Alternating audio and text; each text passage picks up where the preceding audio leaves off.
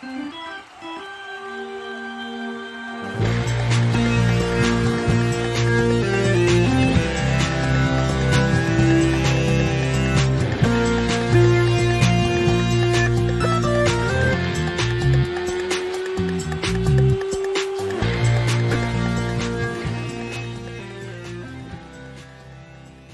be here today with you guys. We're going to be talking some sports. We have a lot of fun stuff. We got NFL playoffs are coming up soon. We'll be talking about that. We're going to be talking some baseball, even though there's not too much going on because of the unfortunate lockout. And of course, NBA season in full swing. We got some of that. But before any of that, most importantly, Jack, how are you doing today? I'm doing great, Sammy. It's very snowy here in Maryland. We had a snow day on Friday. Both of us did. Yes. And snowed again today. And now it's getting to the point where the snow's not cool anymore. It's just kind of gross and you kind of just want it to go away. So I'm excited to be enjoying my weekend, though. Winter break is over and I'm still struggling to get back into the grind that is high school. But I'm excited for the NFL playoffs. I'm excited to talk sports with you. And let's just get right into it. We're going to start off in the football. And we're recording this episode Saturday, January 8th. So me and Sammy are both going to power rank the NFL playoff teams. We don't know the final standings yet. We don't know who's going to make the playoffs between the Chargers and the Raiders. Are the 49ers going to get in? So we just did the teams that are going to the playoffs if the season ended today. So me and Sammy both did a 1 through 14 power ranking. Sammy, how do you want to do this? You want to go one by one, spot by spot? You want to go I think all spot of by yours, all spot. of mine? Okay. And I do want to say, for my list, I did it based on how I think their chances are at winning the Super Bowl. Just as a disclaimer, I don't know if Jack's is a little bit different. I mean, but like, what else would it be on? Well, because I think chances at winning the Super Bowl versus like talent per se, it's a different thing. You know what I'm saying? Yeah, So, I mean, I did mine. I guess I did mine on chances to win the Super Bowl also. Yeah, but that was because there were definitely some that like I would have put higher or lower, or I would have changed some things. So you don't think? Well, what do you mean, like? Depending on your seed and who you're playing, or like that has an impact. But like some teams that aren't as talented have more experience and guys that have been there before. Sometimes it's the other way around. You know. Okay. And so I'll explain that as we go. Yeah, I'm very excited. Figure it out. I love lists like this. Makes me very happy. So I'm excited to get into it. My aim is to please Sammy. Let's start off at number 14, where I think we'll agree on this. I have the Eagles. Yeah. Me as well. Yeah, I mean, when you look, they haven't really beaten too many good teams this year. Playing in the NFC East is an advantage because when you're the Eagles and the Cowboys, you're solid teams, but you get to play a combined 4 games against the Eagles or against the Giants and the Washington football team. Name coming soon. That'll be interesting. I'm excited to see, actually. But I think the Eagles, it's been leaked that it was going to be the Washington Admirals. I don't know if that's like 100% accurate, but it's definitely a strong possibility that the new name is the Washington Admirals. Which, how do you feel about that? You know, it's not awful. I like it to be either something that is very like Washington, like very much relates to Washington, or something that like it sounds good, like or like has an art, like you know what I mean, or like or has a double, like you know what I mean. I understand what you're saying, especially with the second part, but I feel like there's not going to be a name that you're going to say that sounds great right away. I feel like most people hate the names and then it grows on you. Like that's kind of the way. You're probably right, honestly. What about the Washington Hogs? That one I kind of like. I think it's kind of cool. It has meaning, you know, with their O-line from your Super Bowl winning team, the Hogs. I like paying homage to that. I find that pretty cool. Stuff like that, I'm a fan of. I mean, Admirals isn't bad. It's not great. I'm not fan. We'll see what it is. February 2nd. Maybe it'll grow on me. February 2nd is when they're releasing it, right? We'll see. All right, Sammy, who do you have in your 13th place? I So alternate. have. This is a team I like, and I like they got hot at a good time this year. But the Colts are number 13 on my Ooh. list, and by that sound, I assume that we are in disagreement here. We are in a little bit of disagreement here. Okay. I have in 13th place the 49ers. Okay. Now, that's fair. That's fair. I understand that this is a team that has a really good head coach in Mike Shanahan, but I don't fully trust whoever they're. Kyle Shanahan. Mike is the Washington football team. Yeah. I knew don't it was blame you. Kyle. I don't know why I said Mike. Yeah, Mike. I wonder where Mike is now, actually. I don't even know. It's a good name, Shanahan. But he's a fantastic coach. But whoever is playing quarterback, whether Jimmy Garoppolo is fully healthy or it's Trey Lance, I don't trust him. I don't trust their quarterback completely. And I don't know, they have 9 wins this season, which is very solid. But they have some losses. They lost to the Cardinals. They lost to the Bengals, or not the Bengals, the Titans. So they have some losses against other playoff teams that might be in the same tier, the bottom tier of playoff teams. So I kind of like head-to-head matchups is one of my strongest, I guess, weighing factors. Yeah, and that's fair. The 49ers, I'll get into them later when I talk about them. I put the Colts lower than you did on your list because I think offensively they're a one-dimensional team. They need Jonathan Taylor to go off. They need him to do really, really well to be in ball games. And I don't want to go against Carson Wentz because I'm happy for him.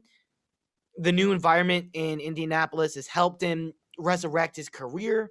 He's back as a starting quarterback in the league, without a doubt. But I still am a little bit doubtful of what he can do in the playoffs. Like, can he perform under pressure? I'm not sure. That Eagles Super Bowl run, he was injured. He wasn't there. It was Nick Foles all the way. So yeah, offensively you're one-dimensional. Defensively, you got some guys in places. DeForest Buckner, I love. You have some guys in the secondary with some speed, but at the end of the day, you're average at best, and you're just not going to be able to match up with the kind of weapons you're going to be facing in the playoffs. So Colts, I'm at 13. I like them. I like what they've done this year, but I think all these other 12 teams are just more well-rounded than they are. I disagree with you on that front. I think Jonathan Taylor is absolutely a weapon, but we've seen teams try to take away and successfully take away Jonathan Taylor. We saw that against the Cardinals, and Carson Wentz played pretty well, and the Colts won that game.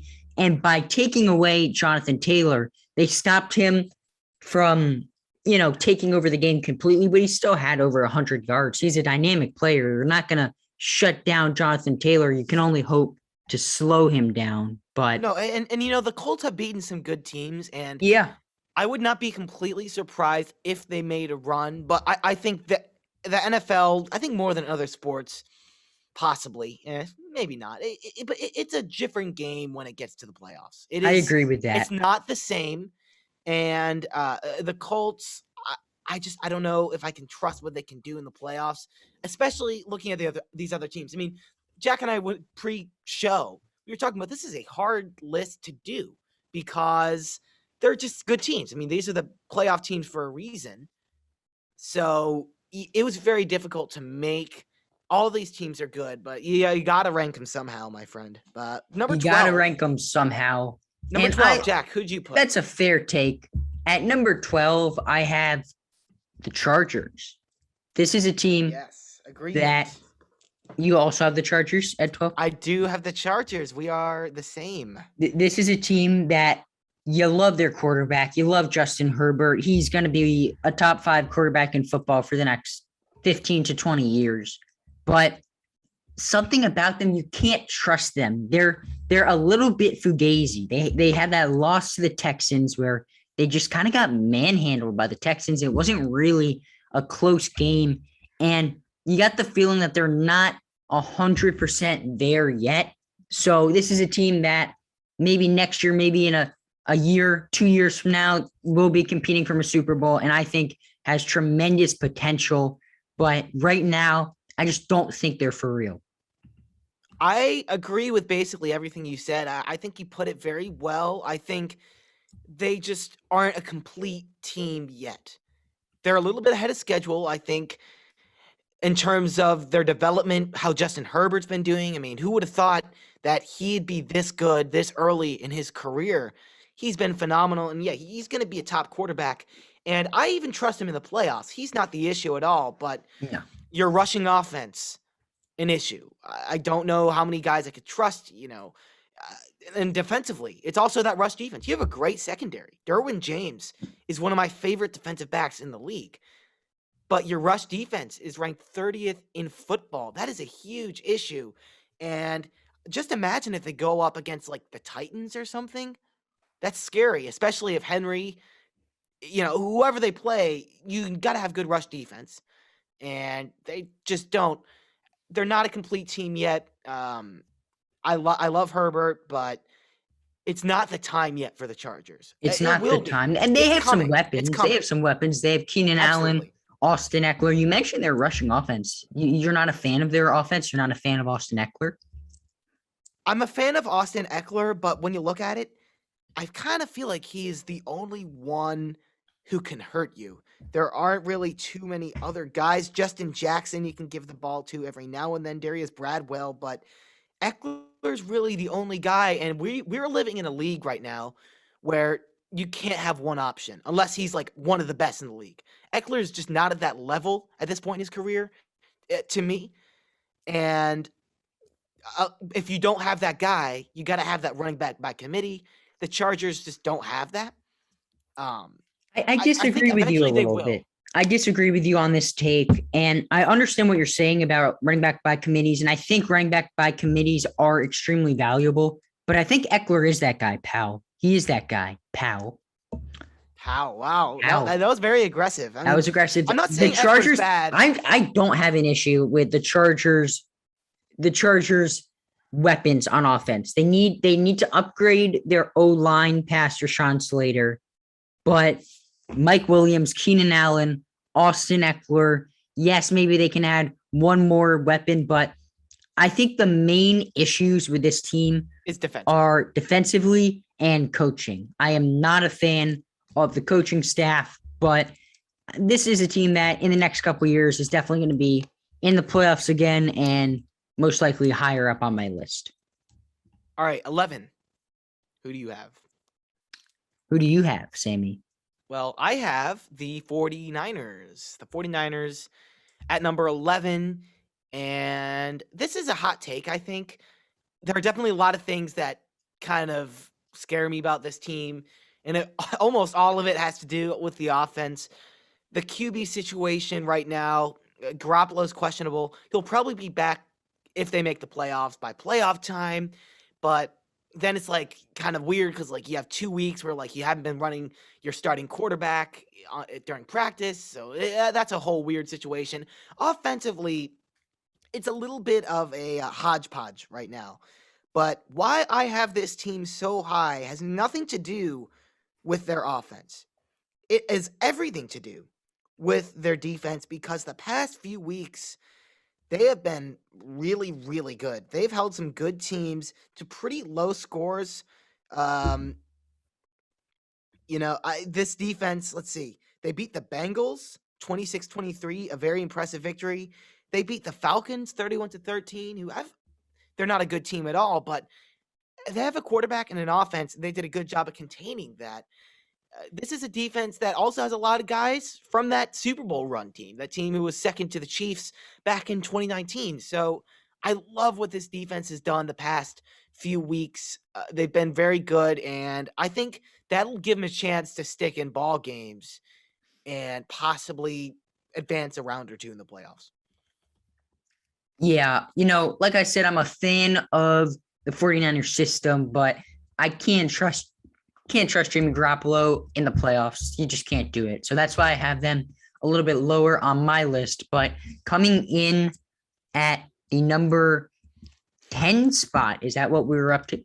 I don't think you've done 11th yet. 11. Okay. So 11 for me is the Arizona Cardinals. This is a team that Kyler Murray is a dynamic player, but they started off the season really hot, but they really dropped off in the second half. And I don't know what it is, whether it's with Cliff Kingsbury and the coaching staff or what, but they ended the season with a win against Dallas that I think could be huge with the confidence. But before that, I think they lost 5 games in a row. They lost to the Colts. They lost to the Packers. They lost to the Panthers. They got crushed by the Panthers. That was a weird oddball game. It was a weird game, but they lost to the Lions too. They did. So that was weird. They've had a couple of stinkers, and I feel like right now they're just a little too inconsistent for my liking, and that's why I have them on the lower spectrum of my list. Now that's interesting, Jack, because we differ significantly on the Cardinals. Really? We'll get there when we get there. But I will say the Cardinals are much higher up on my list, and I'll get into why I like this. I like that team. I'll get into why later. Number 10, it's Cowboys time. We dem boys or not, because this is kind of low on this list. I would love to put the Cowboys higher. I really would. But at the end of the day, this defense gets a lot too much love. When you look at them and you look at the yardage numbers and you look at the scoring numbers, they're not one of the top defenses in the league like they've prided themselves on. And this offense, I love Dak Prescott. He's done a lot of great things this year. I mean, after that injury where we were like, will he ever play again? He's done an incredible job. I don't know if anyone wondered that. Well, it was a pretty serious injury. It was a serious injury for sure. But yeah, I love Dak Prescott. This offense is great, but the defense is definitely a bit of a question mark.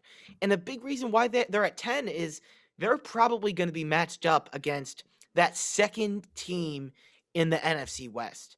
And whether it be the Cardinals or the Rams, because that division is currently up in the air, I don't want to play either of those teams. And I just don't know if the Cowboys have the defense to be able to contain either of those offenses, because those are two teams who have weapons all over the place and also are very solid defensively. So for the Cowboys, it's going to be a tough game, even if they're at home, which they will be. Even at home against one of these NFC West teams, it's going to be a tough time. So that's why they're a little low on my list, lower than some may think that they would be. I think we differ there. So interested to see that. At number 10 on my list, I have the Colts. I have them a little bit higher than you do. Jonathan Taylor is an elite player. He's going to finish top 3 in the MVP voting. But Carson Wentz is not a quarterback that you can trust in the playoffs, but he's got some experience now, and I think he can handle the job. And I like the Colts better than the Cardinals. We saw them go head to head. We saw the Colts come out on top. I like them better than I was there. I had fantastic seats. That was a great game. He was first person living in that game. He was there. Yeah, I was there. I like them better than any team on the list that I ranked lower. So let's move on now to number 9. This might surprise you or it might not. Well, who do you think I have at 9? Let's hear a guess, Sam. Who do I think you have? Mm-hmm. Oh, wow. Do you have the Bengals, maybe? I do not. I have the Patriots. Hey, me too. Nice. Fist bump. I think that the Patriots never bet against Bill Belichick, like I said. We're betting. We're both betting against Bill Belichick. I mean, not really. We're putting them kind of, I guess on the bottom we're kind end. Of but yeah, you're right. We're betting against Belichick here. We're going against the Golden You Rule. just can't rank them too high with Mac Jones, a rookie at quarterback, going into the playoffs. Their defense is good, but they have a rookie at quarterback. How high can you realistically rank them, Right, that's what I'm thinking. Their defense, though, is filthy, man. I mean, their defense has helped out Mac Jones a lot, and I think Mac Jones gets a little bit overrated because of that. I mean, yeah, he's easily the best rookie quarterback this year, but you got to consider all the help he's gotten from that defense. And offensively, though, it's a rookie quarterback. How is he going to do under pressure? As it stands now, the Patriots are going to be playing another team's place. They're going to be playing the away game as a wild card team. So how do you handle that if you're a rookie quarterback? It's not easy. So offensively, a lot of issues, not as many weapons as they had back in the Brady days, obviously. It's just not that kind of offense anymore. I love the defense, and that is what's going to keep him in games. But yeah, with the rookie quarterback and the offensive issues, I have him all the way down at 9. Number 8. I have the Titans. This might be kind of low for the Titans, who coming into today, before the Chiefs beat the Broncos, they were the number 1 team in the AFC. I have them at 8 for a few reasons. Number 1, Derrick Henry. Now, you may be thinking, well, Henry's a beast, and he is a beast, without question, but is he going to be fully healthy? And even if he's at full strength, is he going to be getting the same amount of carries he always gets? That's a huge part. Similarly, actually, to another AFC South team that I was talking about, the Colts. They're very reliant on Henry, and they proved they could win without him, without a doubt. But I think they're in the playoffs. They're going to need him to have a big game. Can you count on Tannehill to get the job done in the playoffs? Some people may say yes, looking back at that game where they beat Brady in his last game as a Patriot. But Tannehill didn't even have a great game. It was just a defensive kind of dogfight. So I'm still a little iffy about Tannehill in the playoffs. We'll see. The defense is good, but inconsistent. So it's like you don't really know what you're going to get. But I think if Henry is back to kind of where he should be, and Tannehill is solid game manager, they can win some games. But I think there's a lot of ifs with the Titans.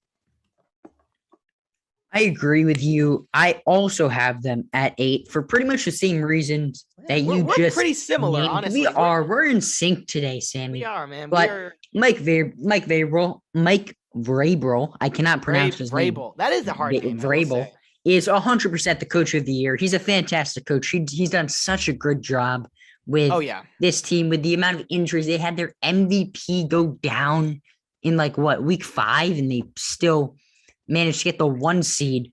And we are we definitely, both of us are overlooking them and not giving them credit. But I don't know. I can't rank them ahead of some of the teams that we have coming up. And let's get to that right now. Number 7. This is where we're starting to get to Super Bowl teams with legitimate chance to win the Super Bowl. We're starting to creep into that territory. Yeah, I wouldn't say we're quite there, but I think we're close. For me, every team from 7 and up, I would say 8 and down, I would be surprised or shocked if one of those teams won the Super Bowl. 7 and up, I think there's a legitimate case to be made for each and every team. I think for me, it probably 6 and up. I think my 7 team, I'm still a little, well, you go 7 first. Okay. This is going to surprise some people. At 7, I have the Los Angeles Rams. Okay. This is a team that I think we all agree has an extraordinary amount of talent on their team. They traded for Von Miller.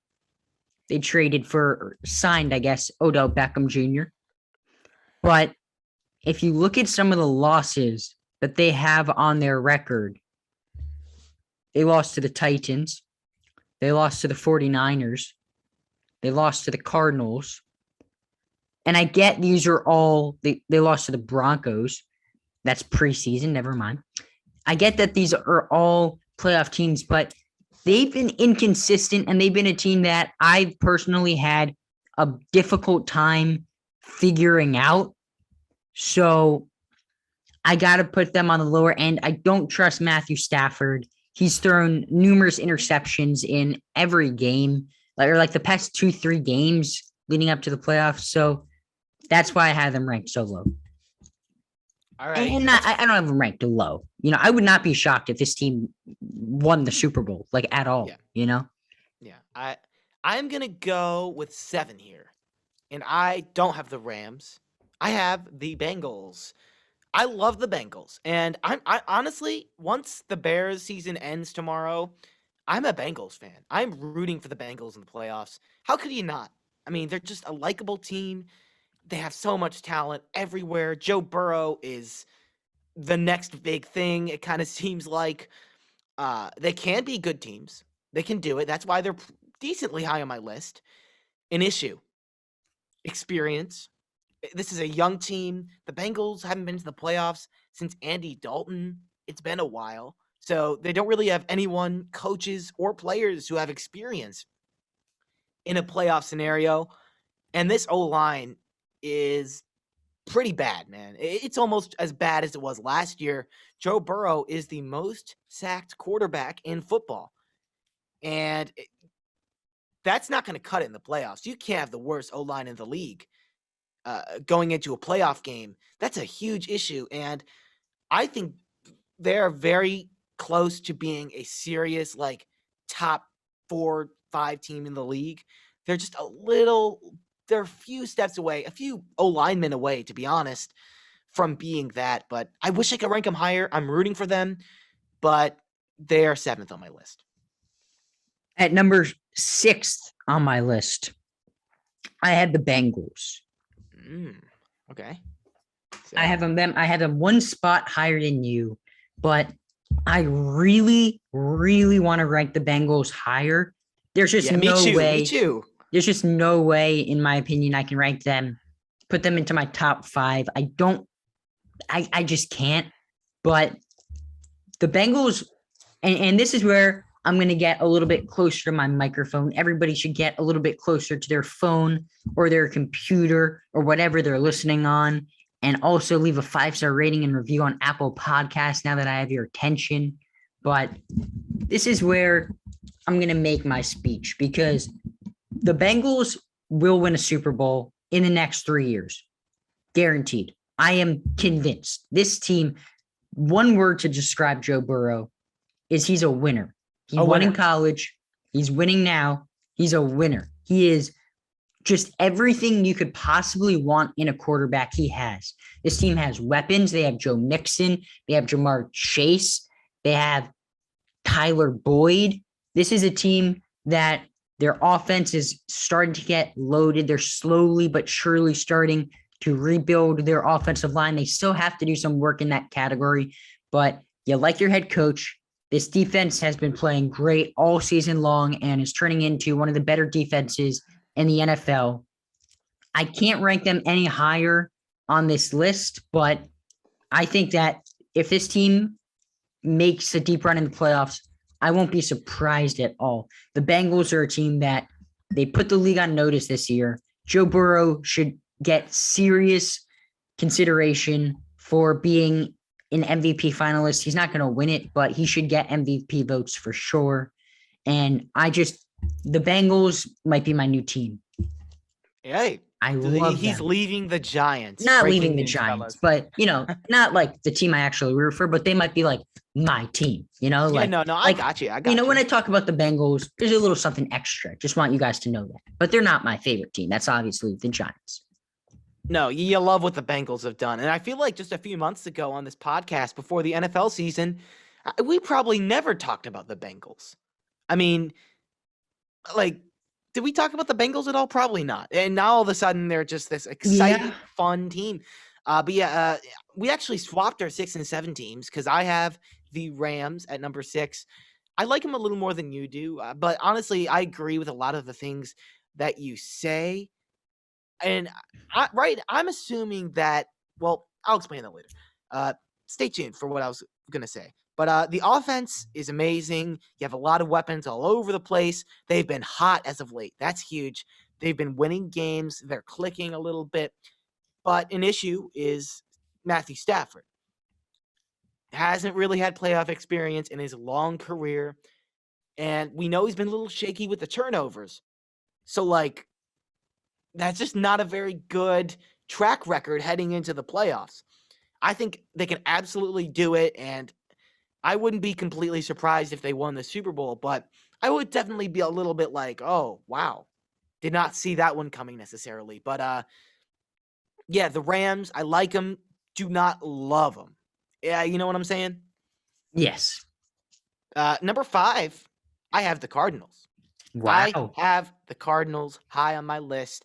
They're a little cold as of late. They're a little chilly, but I think the Cowboys win last week was huge, and it was not perfect. No, it was not perfect. They almost lost that game a few times. That game should not have been close in the fourth quarter, but they won. And at playoffs, that's what it's all about. It's about sloppy wins. You're not going to have a clean win in the playoffs, rarely. They do not come often. And for the Cardinals to go out there, a team, and show that they can win a game like that is huge. And I think that means that they can do that as well in the playoffs. And confidence-wise, too, it's a huge win. And they have a big game coming up against the Seahawks. If they win and the Rams lose, Rams are playing the 49ers, who need a win desperately. The Cardinals are going to be home field advantage. And I think that's going to happen. I think chances are Cardinals beat Seahawks, Rams lose to 49ers because the 49ers need that win. The Cardinals would then clinch the NFC West and get home field advantage, which is huge. I think if the Rams get home field advantage, I'd give them the 5 spot, but I'm assuming that the Rams lose to the 49ers and the Cardinals beat the Seahawks. That's how I could put the Cardinals at 5, but I like this team defensively too. You have guys who could just play all over the place. You have fast linebackers. You have big safeties, speedy linemen. I like this team, and they have a legit shot, I think, especially if they get home field advantage, of making a sneaky Super Bowl run. I disagree with you on that. I really can't see the Cardinals making a Super Bowl run, but we've been pretty in sync so far. We have. Yeah, I like it. We've been pretty, and I guess that in that case, well, Scott, you must have the Cowboys up pretty high. I had the Cowboys at 5. The Cowboys are 5. I am a big fan of this team. Yes, Trayvon Diggs might be a little overhyped, but they have elite pass rushers coming off the edge and guys like Micah Parsons. Their O-line is great. They have a dynamic duo of Ezekiel Elliott and Tony Pollard in the backfield. Yeah. I trust Dak a lot more than most people do. They have weapons galore. Led by Amari Cooper. They just CeeDee Lamb.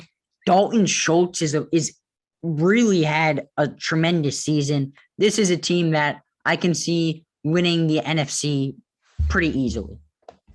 I'm not saying they're going to win it easily. I'm saying that I would have an easy time picturing them winning the NFC. That makes sense, right? I may have been a little hard on the Cowboys. I like the Cowboys. I don't know why. I think the defense definitely gets too much hype, but you do have some big names, I will say, and the rushing attack is something to behold, without a doubt. Ezekiel Elliott and Tony Pollard, who's kind of emerged this year, that is a legit duo. Obviously, you got Dak. You got a lot of weapons. I would not be shocked at all. I think the biggest thing for me putting the Cowboys so low was honestly just that they're going to be playing an NFC West second place team, and most likely, and that's a hard game to win.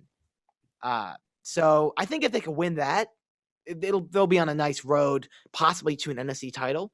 But I can see that. I can definitely see that. Yeah, but let's move on now to my number 4 team, Sammy.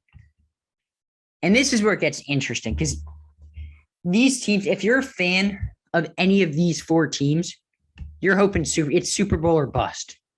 Yeah. Now we all have, both of us have the same 4 teams.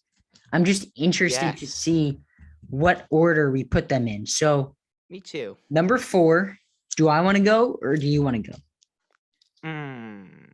Well, you go. Who do you have? I go. I have the Buccaneers.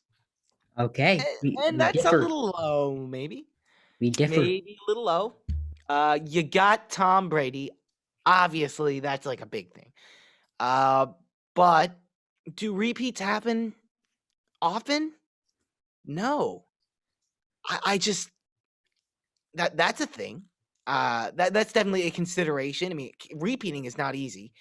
Not to mention the defense seems like lost a little bit of a step this year. They've been injured a little bit, not quite as dominant as last year, I feel like. And this whole Antonio Brown thing. You can't say that's not going to have an impact, because it's gonna.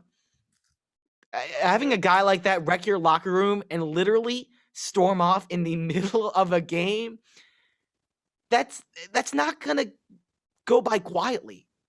So I think that could have an impact mentally for some of these guys. And as much as we try to make this a game of numbers, and like these guys are, it's a video game, like they're not people. They are, and they're very vulnerable to being affected by this kind of stuff. So I think the Buccaneers could be vulnerable to that. We'll have to see, and I would not be at all surprised if Brady goes ahead and wins another Super Bowl, but it's going to be tough. Still, they're 4, so that's pretty high. You say, how often do teams repeat? Sammy, I have a question for you. How often is it that Tom Brady comes around? How many Tom Bradys have there been? Well, I'll tell you this. He didn't come around in 2019. He didn't come around at the end of the 2018. He is way more. Okay. I mean, you can say you can do that for every year that he didn't win the Super Bowl, but we can. He's the GOAT. He's the GOAT. This team has the most talent, some of the most talent that he's had. Losing Antonio Brown hurts, especially after the Godwin injury. Yes. But he still has plenty of weapons. The defense is still a top defense in football. I wouldn't be surprised. In fact, I'm expecting this team to make it to the NFC title game, conference game. And I'll go on now with number 2. Number 2, I have the Chiefs. Number 2. I have the Chiefs. Mahomes, this team has been firing on all cylinders. Little bit of a close game against the Broncos tonight, which we're recording this on Saturday night. But they got out of there with a dub. 1-2 with the Packers. I have the Packers at 1 and the Chiefs at 2. A 1A and 1B. They're both of these teams should be the Super Bowl matchup, and I'm excited to see it. Yeah, and number 3, I got the Chiefs. Okay. I got the Chiefs at number 3. Getting fancy. I am getting quite fancy. What is there to say about the Chiefs? They're a great team. But I am getting fancy, and it's less about the Chiefs, because the Chiefs are great. They've proven to us that they're a great team. But I'm going to talk about my hot take at number 2, because I got the Bills at number 2 on my list. The Bills, who are 10-6, haven't even clinched their division, weren't even in first place in their division until last week, and now they are. But I'll tell you a few things about the Bills. They have the second best scoring defense in football. That's big. They have one of the best quarterbacks in football, Josh Allen, who's proven he can do it in the playoffs. He did it last year up until that last AFC Championship game, which was not necessarily pretty for him, but he definitely performed in the playoffs. So I can count on him to do it. They have a coach in McDermott, who's a legend. I mean, this is a guy who's turned around this franchise into a winning culture. And I think the bottom line, people are just sleeping on the Bills. The pressure is not on them. I think all these other teams in the top 5 or 4 on my list, there's tons of pressure on these teams to win. For the Bills, there isn't. The pressure isn't there. And I think that they're going to be the AFC team. I really do. They have just, these past few weeks, been very good, and they've been doing it very quietly. So I love the Bills. They're second on my list. Second. Wow. Number 1. Packers. We both have the Packers at 1.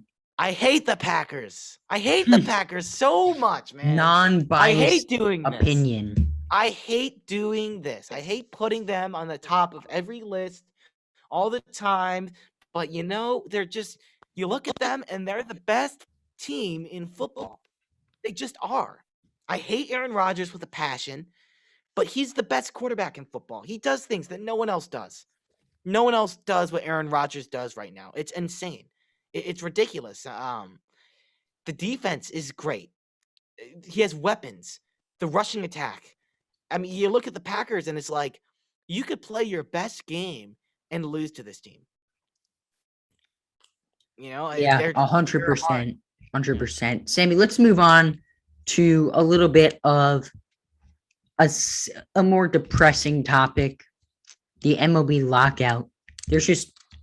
There's no news, and I have a feeling that this is something that there can be no news on for months, and all of a sudden out of nowhere a bomb could drop. But I don't think this is something that maybe gets leaked and leaked and leaked and leaked and leaked, because I feel like every time there's a leak, it's just one of the two sides using the public perception to their advantage. So yeah, I'm not as concerned about missing regular season games as other people are, but it's still not great, Yeah, absolutely. It just kind of for now seems like no end in sight, and spring training technically. I mean, pitchers and catchers report in like less than a month and a half. So, or they're supposed to. Jack, so I did not hear what you just said. I said it's coming up, right? It's coming up. Yeah, it's so that's happening and no one in sight. So I have a feeling I don't think we're gonna get 162 games, which is sad because we got short-ended 2020, but I think it's gonna happen again. I hope they're able to get at least like 140 or something, but at this point, who knows? We could be stuck with 60 again. I mean, at some point, it may be like we're lucky to get a season at all. So, but while we're here, while we're in the lockout, we do have some things to talk about. Jack and I have both picked two under the radar free agents, guys that maybe aren't being considered or talked about enough. Jack, I'll have you go first. I'll have you do your two, and I'll do my two. And then we'll just keep on rolling. Okay, so I have Trevor Story as my first, and obviously he's not the typical under the radar free agent. Neither of either of my two, but this is a guy who had a down year, and he's not being put in the same tier as, say, a Corey Seager. When if you take what Trevor Story did in 2019, where he played in 145 games, had 35 homers, and a 917 OPS, that's a top 3 shortstop in baseball. So he's a guy who I wouldn't be surprised at all if he puts up an MVP caliber year next year and is right back into the same threshold tier as a Correa or a Seager or a Tatis. So he's number one. Now, with that being said, I would still way prefer the Yankees to sign Correa over Trevor Story. My number two guy is Michael Conforto. Michael Conforto is a guy who really hurt his free agent stock this year because he was in line to get a huge payday. He was coming off of, in 2019, an 856 OPS, 2020 was great a too, 927 OPS. And he kind of, 2021, had a 729 OPS, a 101 OPS plus, just barely above league average, only 14 homers. Really had a down year. So he's a guy that over the long haul has been proven to be a good player. So I could totally see him have a bounce back year next year. Yeah, I was considering Conforto for this list because it's clear he's a good hitter, and teams, it's possible he'll still get a pretty big. I mean, probably not quite as big money wise, but I don't know how wouldn't be much money. surprised if they'll still give him a decent contract because, I mean, teams have seen what he could do. He can clearly, hit the crap out of him. I mean, in 2019, 2020, he was low key one of the best hitters in the league. Just very much under the radar. Yeah, I do like that pick. I'll go with mine now. I have two very different guys. Number one, I have a pitcher from the Pirates, currently free agent, of course, Tyler Anderson, who had a great first half. I don't think he was an all-star, but I think he was being thought about for that. He had a great first half and a rough second half, which kind of hurt his stock a little bit, but he really kind of broke out in that first half. And I think a lot of teams are always looking for lefty depth pieces that have the upside to be solid starters. And Anderson is that guy. I think next year it's possible he goes out and, you know, 3 point something ERA. I think that's a very realistic thing, which would be great for a team. And excuse me, he's been developing a cutter, which has turned into a very, very good pitch. And teams love to find a player who has a good pitch like Anderson's cutter. I like it. I like him as a pitcher. A lot of teams need players like him. Number 2, I have Tommy Pham. Tommy Pham. This guy was one of the best outfielders, considered one of the best outfielders in baseball from like 17 to 19. Pham the And then man. Pham the man. And then what happens? He signs with the Padres, and it just isn't quite the same. Well, I think he signed with the Cardinals too at first. Correct me if I'm wrong. Wait, let's look here. He was with the Cardinals in 17, right? He was with Cardinals the in 17, Rays then and he's he with got the Rays. traded. Right, and then Rays, he was great with the Rays. Cardinals, Rays, he was phenomenal. And then Padres, and the numbers just don't show that same pop for him. But you look at the advanced stats, if you go to Baseball Savant, my friends, and I'll tell you, Tommy Pham is still can be a top outfielder in this league. Defensively, he's very, very good. He is fast. He has a good jump off the ball. The stats don't necessarily back that up, but you watch him play, the eye test tells you he's a good defensive player. And you look offensively, and this is where he can really separate himself. He hits the ball harder than almost anybody else, 86th percentile, or 84th, in hard hit percentage. Chase rate, 98th percentile, which means he is not chasing pitches. He's taking good at bats. The walk rate, 95th percentile. That backs it up right there. His baseball savant stats are all in red almost. But you look at his standard statistics last year, 229, 340 on base, 724 OPS. It's like, oh, he's decent. But no, Tommy Pham is not decent. He is a great player. Someone could definitely get him on a budget deal. After 2 years, kind of subpar, people have forgotten about how good he is. He's going to not get a huge contract, and I think he'll perform and possibly even be back to a top 10, top 5 outfielder in our game. He is Not decent. Note to self. Tommy Pham is better than decent. Better than decent, and yeah, I like him. So he's an under the radar guy that a lot of teams could use. Some teams to keep in mind for Tommy Pham: Indians, Braves, Rockies, Reds. Those are all teams that need outfielders. I would be very interested to see who goes and picks him up, because they could be getting the bargain of the offseason. Tommy Pham. Wow. Don't forget. Of the offseason. Yes. Okay. Let's move on now to some of the basketball. We're going to do our MVP, early season MVP, and Rookie of the Year awards. I'll start it off. My MVP, and I think we're going to be in agreement on this, is Steph Curry. Are we in agreement? We are not in agreement. Steph Curry, the Warriors have been unbelievable this season. Steph Curry has been great.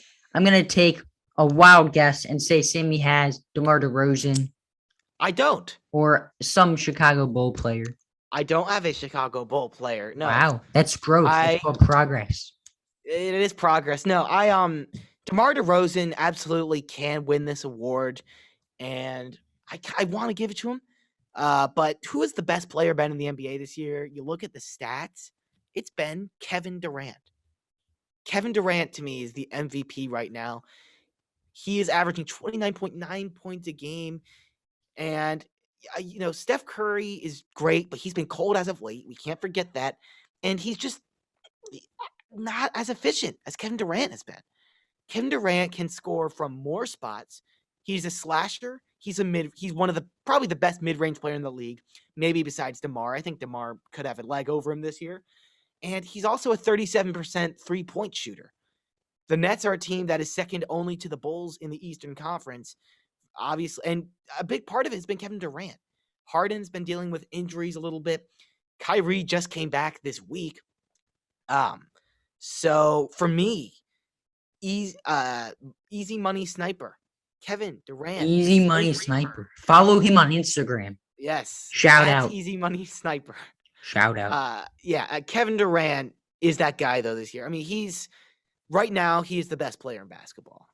Better than LeBron, better than Steph, better than anybody. It's KD. He's been absolutely incredible. And my rookie of the year is Evan Mobley. He's been great. You know, there are cases to be made for other players. There's a case to be made for Scotty Barnes, but Evan Mobley has really transformed this Cavaliers team. He's a great big man, getting inside, bodying players out in the paint. And I don't know how many players are in this conversation. I feel like it's only 2 or 3. Yeah, I think a guy who's been getting a lot of love lately has been Franz Wagner, the brother of Mo Wagner from Berlin, Germany, 20 years old. And he is having a phenomenal year. 15.8 points a game. He's shooting 36.9, make it 37 from beyond the arc. Absolutely phenomenal. However, I am going to be going with the number 1 pick in the NBA draft, Cade Cunningham. And I think because he was the number 1 pick, people expected him to literally set the league on fire. And he hasn't been the best rookie of all time. Offensively, he hasn't even been great. But he's been doing a lot of things very well. He's shooting the ball all right. You know, 38 from the field, not great, but 15.3 points a game, that's all right. But he's well-rounded, 6 rebounds, 5.4 assists. And he's also making an impact defensively. Let's see here. 1.3 steals per game and almost a block per game. That's huge. Not a lot of rookies can come out of the gates and be that impactful on the defensive end. And I really like Cade Cunningham. I think he's a bright future. I think I'd put him above some of those guys right now. But I do like the case for Evan Mobley. He's been a huge part of a winning team, Jack. And I think that's a key. A lot of these guys are on the crap teams of the league. I mean, the Magic are garbage. The Pistons are garbage. And I think your case for Mobley might be a legit one. And I might have to change my mind a little bit. I mean, he's 15 points per game, right? I said I'm influencing Sammy. He is influencing Sammy, yes. Almost 15 points per game. He's almost averaging a double-double in his rookie year. He's efficient, from the field, 50%. And he's on a winning team, and he's been a big part of that winning team in the Cavaliers. I do not hate the pick in Evan Mobley for Rookie of the Year. In fact, I very much like it. And we'll see. There's a long way to go this year, but I thought it would be fun for you guys to hear some of our takes here. We're almost at the halfway point, I believe. But that will do it for Jack and I